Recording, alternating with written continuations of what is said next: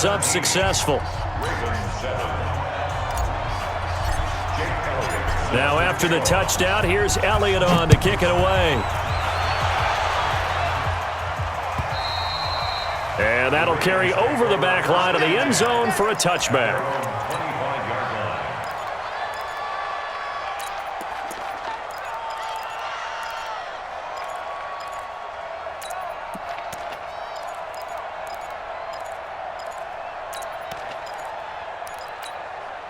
The offense now at the line, ready for their next drive. And they'll be looking to atone for last time's mistake of fumbling inside the red zone. Certainly they don't want to do that again. And so much emphasis placed on red zone offense. I mean, you have periods devoted in practice just for that because everyone knows how vital it is to put points on the board when you've entered that part of the field. And to come away with nothing, that's difficult for a team to handle. And difficult, and now we'll see if they can make it less difficult. And they'll take it into the end zone for a Ravens touchdown. Lamar Jackson, his second touchdown of the night, as they are now just an extra point away from making this a three-point game.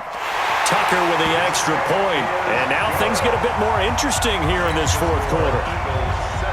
So they got their touchdown, now down a field goal. Here comes the onside kick. And now defensively they're going to burn their first timeout. Remember, they get an extra time built in coming up here shortly at the 2-minute warning.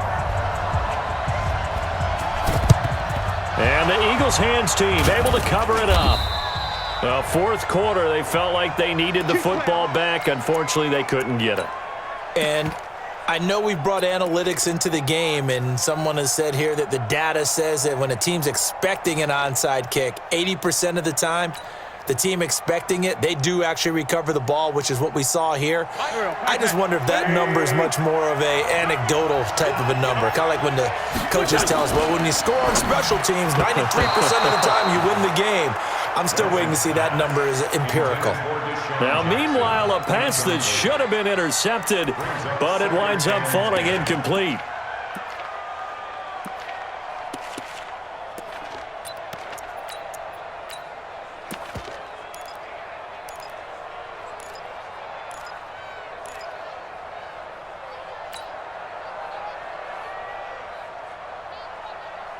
So second down, still 10 yards to go. Ball on the 43. You better be smooth.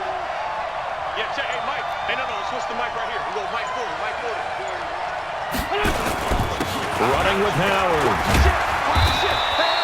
After getting stuffed on first down, not much better there. 2-yard gain. Whistles now in a timeout defensively. So a wise move as they'll use the first of their timeouts to force one more play before the 2-minute warning.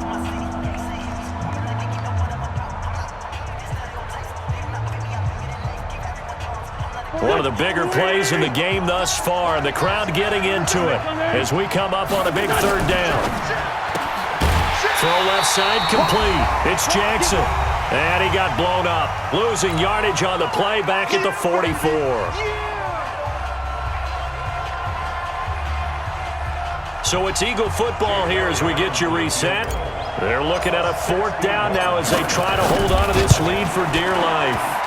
And this is good. It was running out of gas there at the end, but he winds up getting just enough on it. So it's not an NFL record, but it's not far off. That'll go in the books as a 61-yard field goal. And wasn't it weird to see a guy line up for a field goal on the other side of midfield? The ball got halfway there, and you thought, no way is that going to make it, but it just kept carrying, and he winds up sneaking it right over the bar.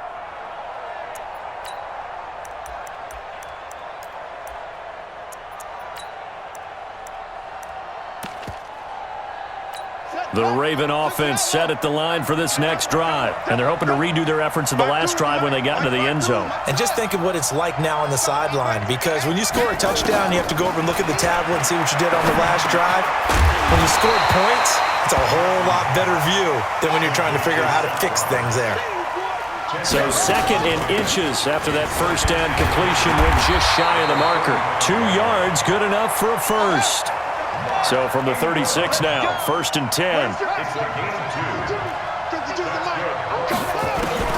Jackson to throw. Being chased out left. He'll get just a yard on the scramble. It's second down. Looked to me like they adopted what my kindergarten teacher always said. If at first you don't succeed, try again. And finally, able to hold him in check.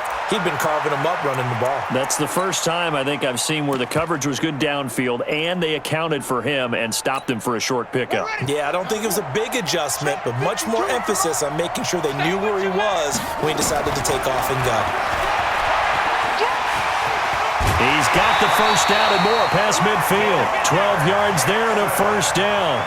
You know, as a defensive guy, I don't normally do this, Brandon, but a tip of the cap to the offensive coordinator. Design quarterback run at this stage of the fourth quarter when I expected him to throw the ball, and he got a first down. Yeah, trailing this stage of the fourth quarter. Picked up the first, stopped the clock too. Yeah, sometimes there's some guts in play calling when you go against the grain because you know you could easily be criticized if it doesn't work out.